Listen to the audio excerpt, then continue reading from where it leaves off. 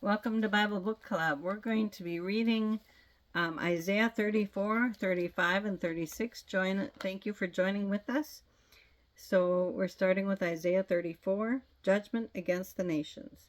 Come near, you nations, and listen. Pay attention, you peoples. Let the earth hear, and all that is in it, the world and all that comes out of it. The Lord is angry with all nations. His wrath is on all their armies. He will totally destroy them. He will give them over to slaughter. Their slain will be thrown out. Their dead bodies will stink. The mountains will be soaked with their blood. All the stars in the sky will be dissolved, and the heavens rolled up like a scroll. All their starry host will fall like withered leaves from the vine, like shriveled figs from the fig tree. My sword has drunk its fill in the heavens. See, it descends in judgment on Edom. The people I have totally destroyed. The sword of the Lord is bathed in blood. It is covered with fat, the blood of lambs and goats, fat from the kidneys of rams. For the Lord has a sacrifice in Basra, and a great slaughter in the land of Edom. And the wild oxen will fall with them, the bull calves and the great bulls. Their land will be drenched with blood, and the dust will be soaked with fat.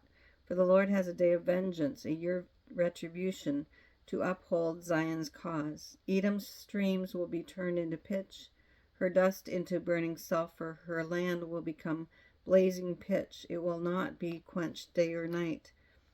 Its smoke will rise forever. From generation to generation it will lie desolate. No one will ever pass through it again. The desert owl, the screech owl, will possess it. The great owl and the raven will nest there. God will stretch out over Edom the measuring line of chaos and the plumb line of desolation. Her nobles will have nothing there to be called a kingdom. All her princes will vanish away.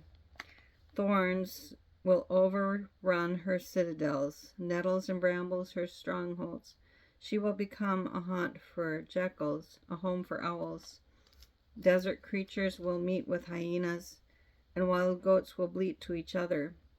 There the night creatures will also lie down and find for themselves places of rest. The owl will nest there and lay eggs. She will hatch them and care for her young. Under the shadow of her wings there also the falcons will gather, each with its mate. Look in the scroll of the Lord and read. None of these will be missing.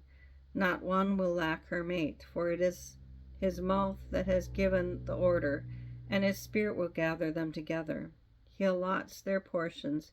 His hand distributes them by measure. They will possess it forever and dwell there from generation to generation. Chapter 35 of Isaiah. The desert and her parched land will be glad. The wilderness will rejoice and blossom. Like the crocus, it will burst into bloom. It will rejoice greatly and shout for joy.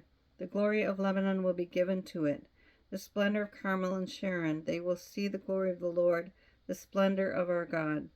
Strengthen the feeble hands, steady the knees that give way. Say to those with fearful hearts, be strong, do not fear.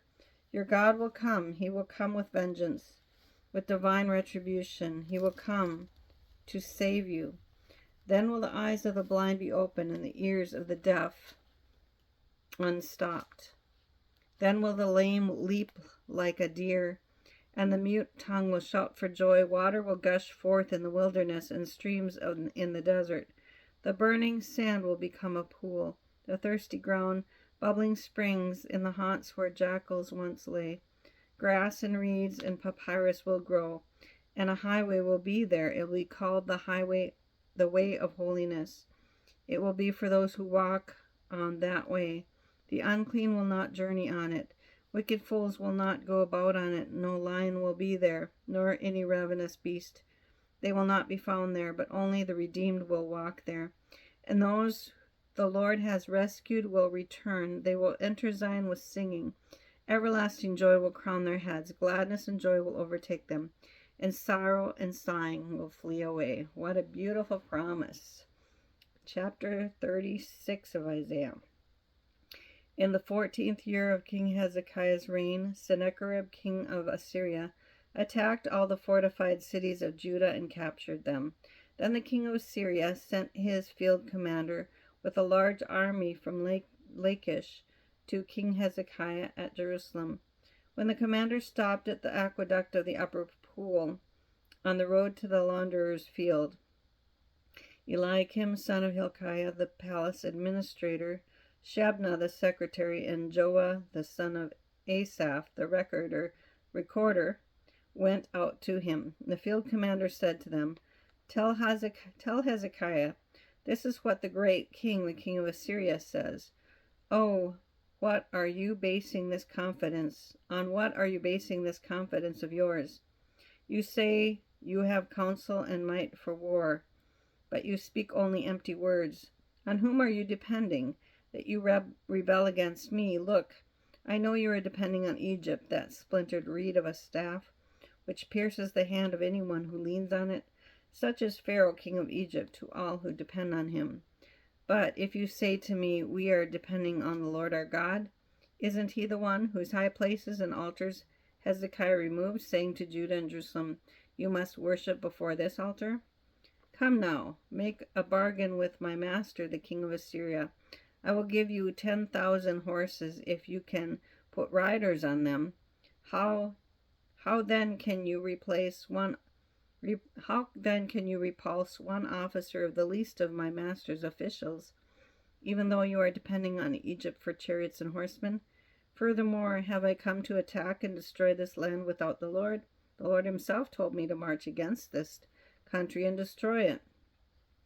Then Eliakim, Shebna, and Joah said to the field commander, Please speak to your servants in Aramaic, since we understand it. Don't speak to us in Hebrew in the hearing of the people on the wall. But the commander replied, Was it only to your master and you that my master sent me to say these things, and not to the people sitting on the wall, who, like you, will have to eat their own excrement and drink their own urine? Then the commander stood and called out in Hebrew, Hear the words of the great king, the king of Assyria. This is what the king says. Do not let Hezekiah deceive you. He cannot deliver you.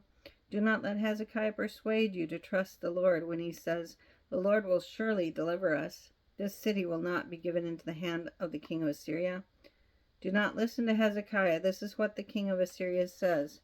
Make peace with me and come out to me. Then each of you will eat fruit from your own vine and fig tree and drink water from your own cistern, until I come and take you to a land like your own, a land of grain and new wine, and a land of bread and vineyards. Do not let Hezekiah mislead you when he says the Lord will deliver us. Have the gods of any other nations delivered their lands from the king or from the hand of the king of Assyria? Where are the gods of Hamath and Arpad? Where are the gods of Sepharvaim? Have they rescued Samaria from my hand? Who of all the gods of these countries have been able to save the lands from me? How then can the Lord deliver Jerusalem from my hand? But the people remained silent and said nothing in reply, because the king had commanded, Do not answer him. Then Eliakim, son of Hilkiah, the palace administrator, Shebna, the secretary, and Joah, the son of Asaph, the recorder, went to Hezekiah with their clothes torn and told him what the field commander had said. Well, that's quite a blow to hear that from a foreign emissary that is threatening them and saying, God can't even save you from us. And of course, we know that God will. And our next reading will probably tell how God delivered them. But we leave this section of reading here. And we'll see you next time, and we'll find out what happened to Israel when they were threatened by the Assyrians. Thanks for joining us, and God bless you.